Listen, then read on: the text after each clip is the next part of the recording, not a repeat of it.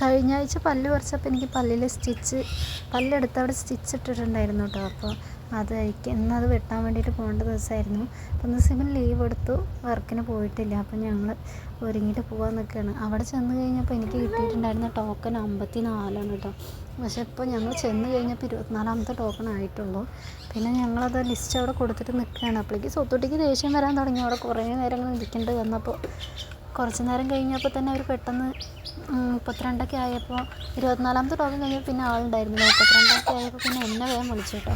അപ്പോൾ തന്നെ പെട്ടെന്ന് പോയിട്ട് സ്റ്റിച്ച് വെട്ടിയതിന് ശേഷം പിന്നെ ഞങ്ങൾ വേഗം പോയി ഉണ്ണിക്ക് 2 ചെരുപ്പ് മേടിച്ചു. വീട്ടിലിരിക്കുമ്പോൾ ഇടാനും പുറത്ത് പോകുമ്പോൾ ഇടാനും ഷൂ ഒക്കെ മേടിച്ചു.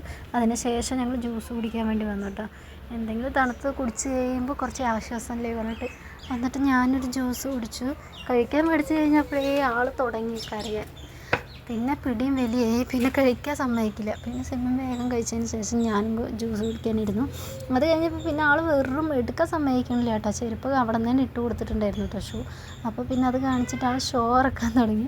അവിടെ കാണിച്ച് തരികയാണ് കേട്ടോ. അമ്മ ഫോട്ടോ എടുക്കട്ടെ, വീഡിയോ എടുക്കട്ടെ എന്നൊക്കെ പറഞ്ഞപ്പോൾ വേഗം അവിടെ കയറി നിന്നിട്ട് ഷൂ ഒക്കെ കാണിച്ചു തരുന്നുണ്ട് എല്ലാവർക്കും. അത് കഴിഞ്ഞപ്പോൾ പിന്നെ ഒക്കിൽ കയറാണ്ട് നടക്കാനും തുടങ്ങി. എങ്ങനെയൊക്കെയോ പിന്നെ പിടിച്ച് വലിച്ചിട്ടാണ് എടുത്തിട്ട് വന്നത്. ഒരേ കരച്ചിലായിരുന്നു.